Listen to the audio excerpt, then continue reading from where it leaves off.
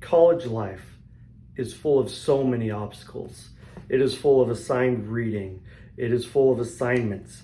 It is full of studying for finals. It is full of posting videos to YouTube.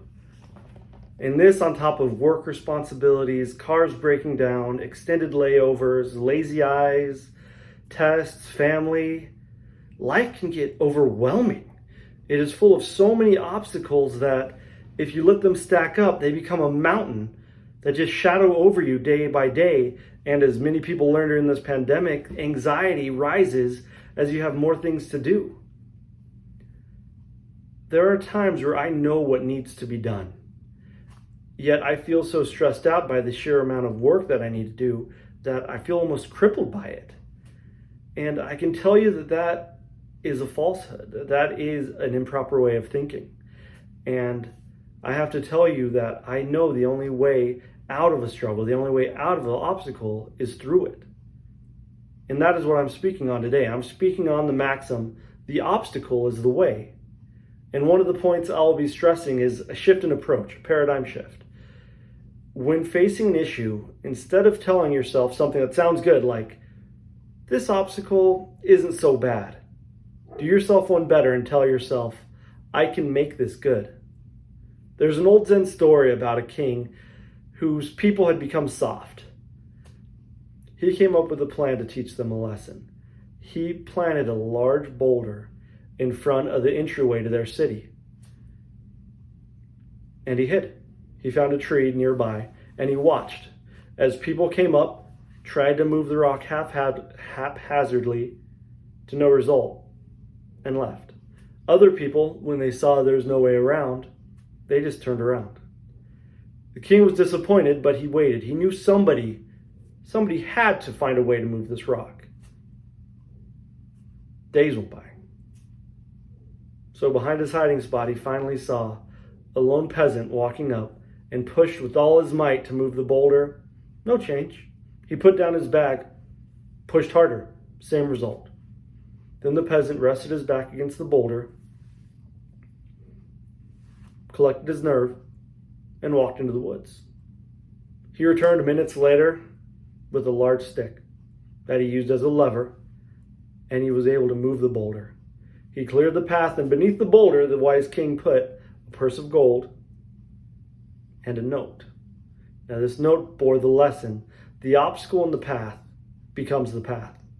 Never forget, within every obstacle is an opportunity to improve our condition. Now, a man much wiser than me, an ancient Roman emperor, Marcus Aurelius, philosopher, who wrote within Meditations, that our actions may be impeded, but there can be no impeding our intentions or dispositions, because we can accommodate and adapt.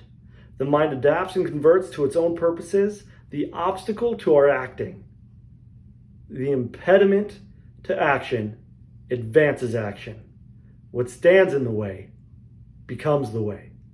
Or in other words, the task that we fear the most to overcome, the shadow that is overflowing us from the mountain of work to do, is in fact the task that allows us to accomplish our goal.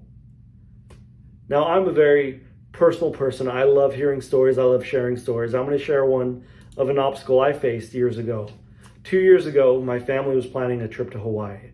We're going to meet other family members down in Hawaii after we booked our trip. So we booked our trip, and the only option was a connecting flight in LA, a 3 to 4 hour layover, and a further 6 to 7 hour plane ride from there to the islands. I was okay with the flying. The part that really bothered me was the layover. I had 2 very young boys, 2 and 4, that I not only had to entertain for the plane rides, but now I had to entertain for this 3 to 4 hour length of time in between. If you've ever been on a layover, you know that 3 to 4 hours is not very much time to leave the airport and come back and get anything done to go back through security. So this is just a chunk of time that I had to entertain my young boys. And even though I looked forward to the trip, that was one part of it that I was not looking forward to. The day finally came. We had all of our bags packed. We had our ride to go to the airport.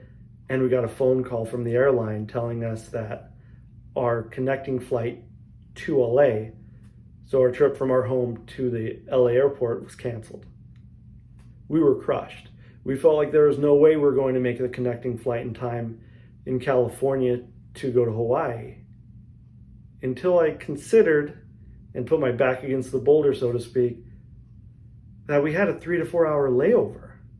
If I added that to the time that we planned to go to our airport, we had enough time to drive to LA and still make the flight to Hawaii. So that's exactly what we did. We grabbed all of our bags, we put them in the back of our car, and we drove a bit further than we were anticipating. But as soon as we made it through the security checkpoint at the LA airport, we make it to our gate in time to find that it was already boarding and that we're able to just drag our bags straight inside without sitting down or resting. There are times that obstacles seem like obstacles, but they're truly experiences or blessings in disguise. There's a Haitian proverb that I absolutely love. And during this past year, I've been watching a lot of YouTube. One of the YouTube videos I was watching was about ultra running. And I feel like this proverb fits ultra running to a T. Behind mountains are more mountains. Or acclimating it, behind obstacles are more obstacles. As every philosophy has a caveat, I believe this is one that the obstacle is the way blows through. Because if you don't treat an obstacle as an obstacle, or if you don't treat an obstacle as a stopping point, but as something to progress yourself forward, this is good news. So every mountain you face is an opportunity to learn something new. It's an opportunity to become better. It's an opportunity to find out something about yourself. And once you make it past that mountain, you have another mountain behind it to do that even more. So shifting your mindset to, instead of saying, this is not that bad, you can say, I can make this good. A few questions that I asked when I was going through this. What if the obstacle is too big to go through? You could learn what you can from it, and you can go around. And what if the obstacle is a failure? Of course that would stop you, and it's so discouraging. But think about starting again with the experience that you've learned from that failure. And personally, what if I were to drive as fast as I could and I still missed that flight to Hawaii? At that moment, I could have made so many more choices. I had the time off from work already. I had no plans. I could have figured out something else to do with my family to enjoy that time with them. So even though your obstacle may be missing a flight, sometimes your obstacle may be losing a close family member or a friend. There are so many things in this life that we can choose how they affect us. Now behind me I have a quote that I have written nearly everywhere in my working career. Work until your idols become rivals. And that is my goal. I want the people that I look up to be my peers. And ultimately, everything in your life is your choice. It is things that affect you, things that happen to you, and how you deal with them. Do you allow the obstacle that gets in your way to truly stay in your way? Or do you make a better choice?